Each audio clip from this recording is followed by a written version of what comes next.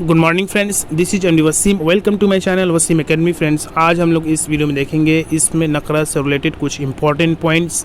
ये video important होगा for upcoming जो बीपीएससी का जो एग्ज़ाम होने वाला है, उसमें जो एक पेपर है उर्दू कंपलसरी, ओके, उसके रिलेटेड एक इम्पॉर्टेंट टॉपिक्स है ग्रामर्स का। तो इससे पहले वीडियो में हम लोग प्रॉपर नाउन यानी इसमें मार्फा को देखे थे। आज हम लोग इस वीडियो में इस नकरा कॉमन नाउन के बारे में समझेंगे। अगर आप लोग चैनल पर हैं तो प्लीज़ सब्सक्राइब द चैनल और बेल आइकन को हिट करना भूलें लेटेस्ट अपडेट के लिए। और व्हाट्सएप ग्रुप को आप लोग ज्वाइन कर सकते हैं ये सब पीडीएफ और स्लाइड्स को पाने के लिए। तो चलिए आज का वीडियो शुरू किया जाए। सबसे पहले है इसमें नकरा यानी कॉमन नाउन। और इस नकरा या इसम आम की भी 6 किस्में हैं। सबसे पहले इसमें जात, उसके बाद इसमें मुसग्गिर, इसमें मुकब्बिर, इसमें आला, इसमें सूत और इसमें जर्फ। तो इसमें जात या इसमें आम किसी आम चीज़ या जिन्स के नाम को इसमें जात या इसमें आम कहते हैं। यानी कोई भी आम चीज़ यानी कॉमन चीज़ के नाम को या जिन्स के नाम को ही हम लोग कॉमन नाउन या इसमें आम कहते हैं, जैसे पेंसिल, कुर्सी, भैंस, हाथी वगैरह। इसके बाद इसमें मुसग्गर, ऐसा लफ्ज़ जो किसी बड़ी चीज़ को छोटा करके दिखाए वो मुसग्गर कहलाता है। ओके, यानी कोई भी बड़ा चीज़ को छोटा करके दिखाए वो इसमें मुसग्गर कहलाता है। जैसे टोकरा से टोकरी, बाग से बागीचा, देग से देगची, ओके, बाल्टा से बाल्टी। तो ये सब इसमें जितना सारा ये जिस लफ्ज़ के लास्ट में या आ जाए, मैक्सिमम या आ जाए, जैसे टोकरी, देगची, बाल्टी, तो ये सब मुसग्गर की अलामत है।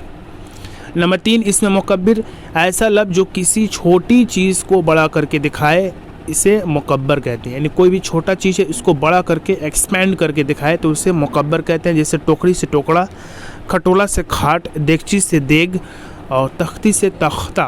तो ये सब इसमें मुकब्बर की अलामत है। नंबर 4 इसमें आला, ऐसा इसम जो किसी आला या औजार या हथियार के नाम को बताए।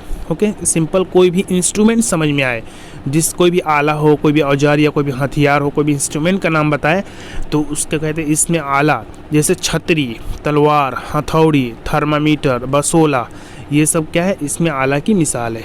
नंबर 5 इसमें सूत, वह लफ्ज़ जो किसी मखसूस चीज़ या जानदार के आवाज़ को जाहिर करे। ओके, कोई भी जानदार की आवाज़ या कोई भी पर्टिकुलर चीज़ के आवाज़ को जाहिर करे उसे इसमें सूत कहलाता है। जैसे छम छम, काएँ काएँ, म्याओ म्याओ, तो इसको कहते हैं इसमें सूत। जैसे टन टन। नंबर 6 इसमें जर्फ, इसमें जर्फ व इसमें जो किसी जगह या वक्त को बताए, जैसे घर, मस्जिद, सुबह व शाम।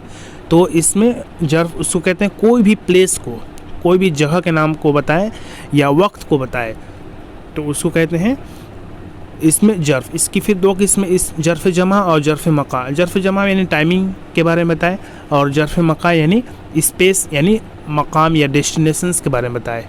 यानी ये दोनों, जर्फ कहते हैं टाइम एंड स्पेस। ओके, जर्फ कहते हैं टाइम एंड स्पेस।